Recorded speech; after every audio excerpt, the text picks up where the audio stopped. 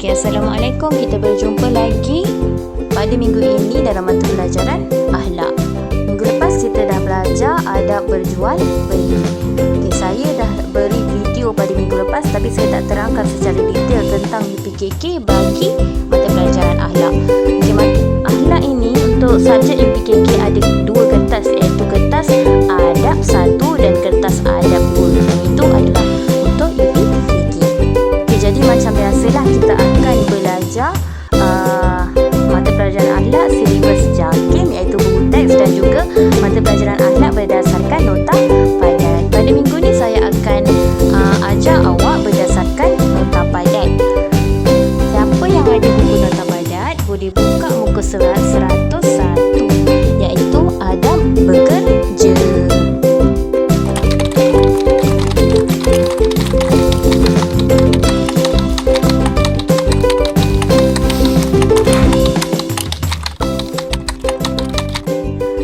Apa dia adab-adab bekerja yang kita perlu patuhi?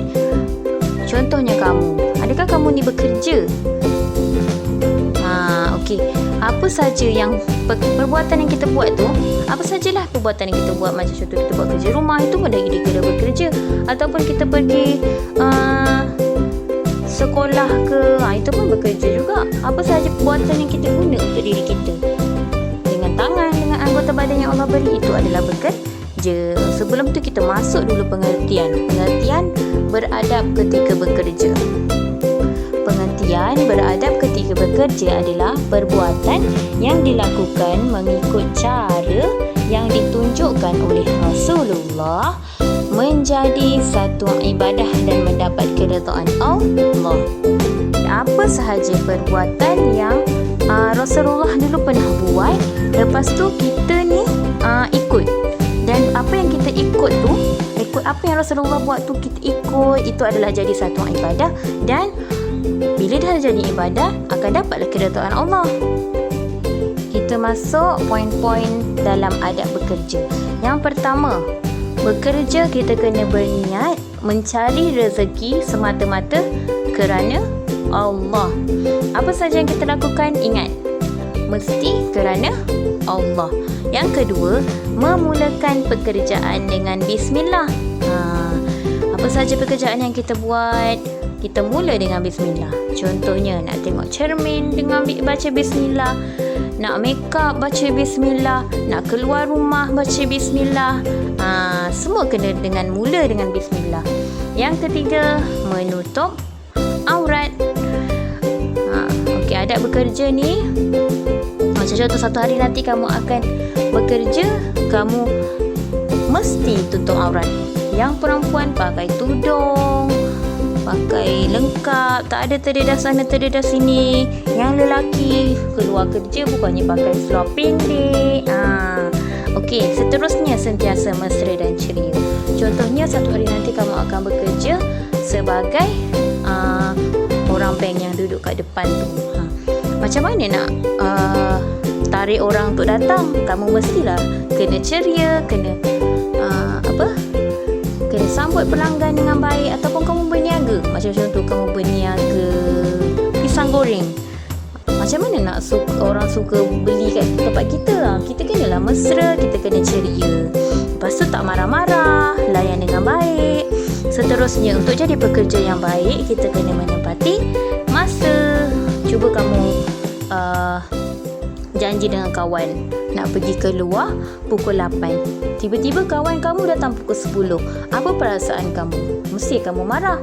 Sama macam bekerja. Kalau bekerja ni kena tetap masa. Kalau kerja sekarang, dia mesti ada punch card. Contohnya, siapa yang tak tepat masa, dia akan warna merah. Bila dah warna merah kad tu, nanti adalah tindakan yang bos akan bagi. Itulah buruknya kalau kita tidak tertepati masa. Seterusnya, bersifat amanah, tekun, ikhlas dan redha. Contohnya satu hari nanti awak akan bekerja. Kalau awak seorang yang amanah, awak seorang yang tekun, awak ikhlas dalam bekerja dan awak redha dengan pekerjaan awak tu, bos awak akan suka awak. Orang sekeliling awak akan suka awak, tak mengumpat belakang ke apa ke. Sebab awak tu seorang yang baik, seorang yang amanah. Macam contoh, bos bagi awak kerja banyak-banyak pun awak akan siapkan, bukannya bagi dekat orang lain. Jangan jadi pekerja yang macam contoh dapat pekerjaan tu, dapat satu task, dapat satu pekerjaan tu, jangan buat separuh jalan, settle ke sampai habis, barulah majikan kita akan suka kita. Seterusnya, saling membantu dalam menyelesaikan tugas. Untuk jadi pekerja yang baik juga, kita kena membantu antara rakan sekerja, bukannya dengki antara rakan sekerja. Alah, aku ada kerja aku, tak nak buat kerja dia. Jangan macam tu. Kita buat sama-sama, siap sama-sama, rehat sama-sama. Okey. Dan yang terakhir, berdoa dan bertawakal kepada Allah. Untuk jadi pekerja yang baik juga, kita sentiasalah berdoa, bertawakal kepada Allah. Doa yang baik-baik.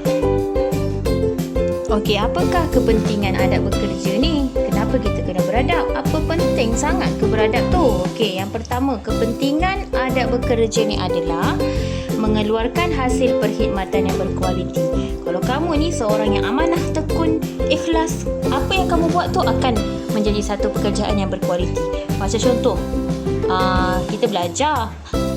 Contoh keadaan awak sekarang, belajar. Kalau awak bersungguh-sungguh, awak berdisiplin, apa yang akan kamu dapat bagi result, bagi keputusan UPKK nanti satu hari nanti, mesti akan berkualiti. Mesti insya-Allah dapat 8A.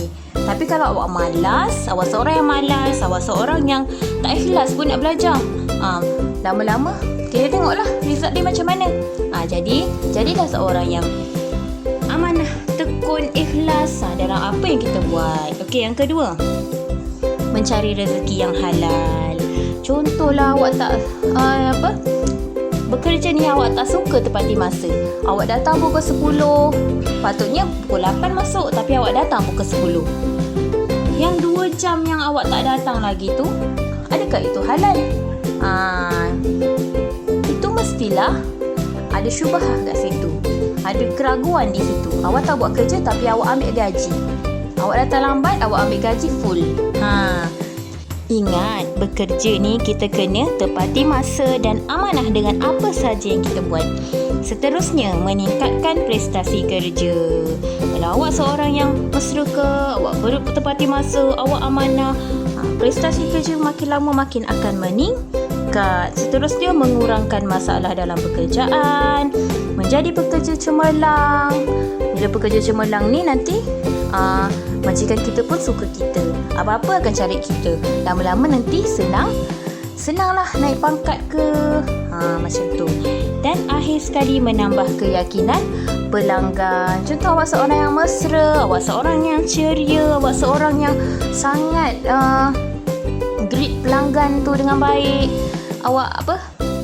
Pelanggan datang, awak sambut dengan baik, awak gurau-gurau, awak sangat suka dengan pelanggan tu. Lama-lama pelanggan pun yakin dengan awak dan suka dengan awak.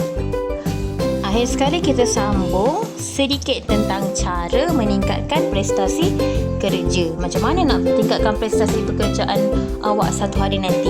Yang pertama, awak mestilah berdaya saing. Berdaya saing ni bukannya awak dengki-mendengki satu sama lain, tak. Awak tengok kawan awak bersungguh-sungguh, awak pun mesti macam, aku tak boleh, aku kena bersungguh-sungguh juga macam dia. Ambil contoh yang baik dengan orang lain. Yang seterusnya, rajin dan tekun. Rajin, tekun apa yang kita buat. Yang ketiga, proaktif, aktif. Sentiasa menjadi pekerja yang aktif, cepat buat kerja. Kalau majikan bagi kerja, kalau bos bagi kerja, awak terus siapkan. Jangan tangguh-tangguh. Keempat, menjaga disiplin. Disiplin tu penting. Tepati masa, buat kerja on time, tak tangguh-tangguh. Yang kelima, meningkatkan pengetahuan. Contohnya, awak dalam satu pekerjaan tu awak tak pandai nak type komputer ke, tak pandai komputer sangat, tapi awak dapat satu kerja tu untuk menaip dan menggunakan komputer. Jadi apa yang awak perlu buat? Takkan nak duduk saja termenung, alah aku tak pandai komputer lah, macam mana aku nak buat? Tak, awak tingkatkan pengetahuan awak. Awak cari orang yang lagi pandai komputer, awak minta dia ajar. barulah jadi pekerja yang baik. Seterusnya, niat dengan ikhlas. Lepas tu bekerja sama sesama rakan dan rakan sekerja. Macam saya cakap tadi, salah satu kita kena kerja sama. Dan yang terakhir, merancang aktiviti kerja. Kalau boleh dalam pekerjaan tu kita kena buat satu-satu. Okey, hari ni kita settlekan ni. Buat satu buku tu. Ni siapkan. Barulah kita tak ada kerja yang tertinggal dan tak ada kerja yang tertangguh. Dalam satu hari tu aku nak siapkan ni. Buat satu-satu. Okey, baiklah, itu sahaja pada hari ini. Kita akan sambung minggu hadapan dengan poin-poin yang baru. Assalamualaikum.